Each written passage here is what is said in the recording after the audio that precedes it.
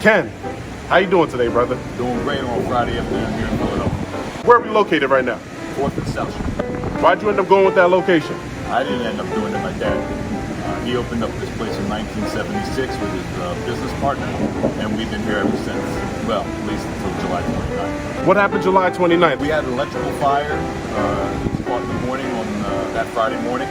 It's actually been 2 months to the day. And well, we kind of lost the building, and now we're working on getting it back. Nice, so you will be back though. Oh, we will absolutely be back. Philadelphia, we will be back. Nice. So do we have a timeline on that yet? Not yet. We get the building back on Friday, this coming week, and we can start working almost immediately. We have to make the building safe, and so we already have those guys all lined up. Then we tear it out from the inside, and we have guys set up to start rebuilding as soon as we get the permits. Nice. The name Jim's, where does that come from? Jim Perlinghi opened the original Jim's in 1939 in West Philadelphia. This wasn't the first location? No. This first location was at 62nd and Noble Street in West Philadelphia. This is the second location. It opened in 1976. What made you the go-to guy for cheesesteaks? I don't know. We're the go-to guy for cheesesteaks. I mean, there's a lot of great places to go in Philadelphia for a cheesesteak. Just walk across the street and see another great place for a cheesesteak. You know, I just happened to be the oldest son and took over from my father when he passed away, and we've just been operating it in his spirit ever since. How did you take to the cheesesteak war of Philadelphia? Well, I like to think that we aren't exactly at war. We're more like a competition, where everybody's going to come to Philadelphia for a cheesesteak. You're going to go to New York, you're going to get a slice of pizza. You're going to come to Philadelphia, you're going to get a cheesesteak. And so we want to be one of the top thoughts when you're thinking about a cheesesteak here in Philadelphia. So obviously the two premier names are Pat's and Gino's, and then we want to be that just below that first tier, second tier name, Jim's, Tony Luke's, Steve's Princess Steaks, etc., etc. Nice. So where do you fall on the cheesesteak list? Are you in the top 5? Oh, we're absolutely in the top 5. I would say we vie for the #1 spot a lot, but I think most of the time when you're seeing a top 10 list, we're absolutely in that list. All right, so we'll switch gears a little bit here. The neighborhood, losing Jim's. What has that been like, and what has the response been? We've had a lot of positive response, just as far as the neighborhood wanting us back as soon as possible. So you're a little bit of like an anchor store for South Street. We're the Sears Wow. So for those folks out there, a lot of times in retail, you need that anchor store to draw business. So South Street is very much hoping Jim's comes back. And I heard in the interim, you're thinking of doing pop-up shops. Yeah, not shops, shop. We're trying to identify a location that works best for us. We're working with our insurance company, obviously, because a lot of what we do is dictated by them right now. Hopefully we'll have some information coming in the next couple of weeks. Is it possible that in the future, one may be able to get a Jim's cheesesteak anywhere on South Street? I don't know. Well, DoorDash delivers for us, so as soon as we pop up, you can get a cheesesteak pretty much anywhere in Philadelphia, period. But we should be somewhere in the immediate vicinity, in the not too distant future. Okay, that's good to hear, man. So I am a realtor, so we do got to throw a little bit of real estate on there for us. So what did the neighborhood look like back then? Because this location has developed a little bit over time, back when you were opening. Back when we were opening, well, I was only 13 years old back then, but back when we were opening, this was kind of a hippie street. Did you guys pick this decor? This was the same decor that was at the original 62nd Street location, and all we did was beef it up a little bit. It was more of just Art Deco theme, and Art Deco is pretty simple. A lot of stainless, a lot of black and white tile, classic hard surface. I think they thought that they would be able to make a nice living, but I didn't think they would be a destination spot, known as an anchor store in South Philadelphia. No, I don't think that was ever in anybody's mind. We became named Best of Philly in the Philadelphia Magazine in the 70s a number of times, and once we won that Best of Philly award, things just exploded from there. And what was that explosion like?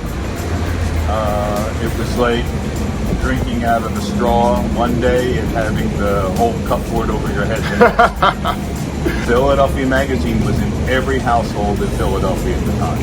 Wow. Philadelphia Magazine was delivered to every suburban household back then. So, yeah, you didn't go online to get your information locally. You got the monthly magazine delivered to your front door. And once we made that, we became popular not just outside the immediate neighborhood, but outside of Philadelphia in general. Wow, that's got to be a really amazing feeling to be such a staple of Philadelphia, just entrenched in the community, because a lot of people don't know that Philadelphia is a very tight-knit community. Absolutely. Yeah, we do a lot of work with Pine Street Community Center, right down the road at 4th and Lombard. We donate all of our leftover food to Phil Abundance or anyone else who would be interested in coming by and picking it up. Philadelphia is definitely a city of neighborhoods, and we try to be an absolute neighborhood place. Definitely. My management team has been together an average of 13 years. Wow. We have guys that work on the grill that have been here for 10 years. I have my head of maintenance has been with me 15 years. So Good we God. have a really loyal staff, and even the folks that have just come in 6 months ago, they're all terrific, and we can't wait to bring them back. The most famous person that has walked in to Cheesesteaks. Oh, I guess the most famous person that ever walked into Jim's was Shaquille O'Neal. Wow. And Shaq fit through this door. And she did fit through the door. Shaq came in, and it was actually an Eagles Sunday. It was a home game. And he came in, and I never saw that many people immediately stop what they were doing, my employees included. And it was like silence fell over the restaurant. And he shook everyone's hand. He was the absolute nicest person that you ever want to meet. And I remember walking into him. He had his cheesesteak. He stayed at Jim's for about a half an hour, 45 minutes. I actually went to the Eagles game that day. Well, I was there for when he walked in. Then later in the afternoon, I saw him when I got off the subway in Center City, shaking everybody's hand in Center City. So he just walked Philadelphia for 5 hours that day. Wow, that's a class act, man. Yeah, he is. You know what? He really is a class act.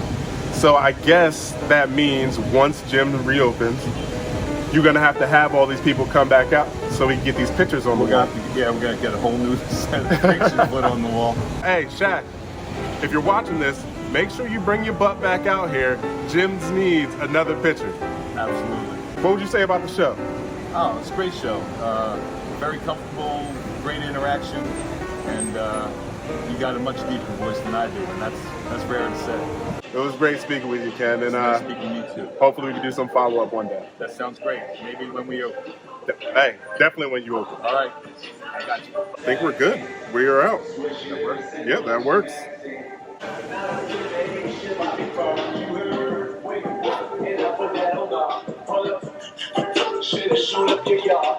What started the fire, and when did you get the call? Well, we're not exactly sure what started the fire. We know it was an electrical fire of unknown origin.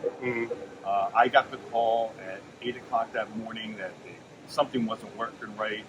The building was hot, and we went over all the possible scenarios, bad thermostat, things like that. And then I got a call about 10 after 9 that there's smoke coming out of the back of the building. Wow. So, I told the guys, look, get everybody out of the place, pull the fire alarm, let the fire department get there as soon as they possibly can, because even if it's nothing, at least they're on site. Yeah. Well, it turned out to be something. 7 hours later, that's how long it took to put out. Wow. Yeah. I didn't think it was going to be that bad, really. Wow. There was no flames yet. It was in the back of the building.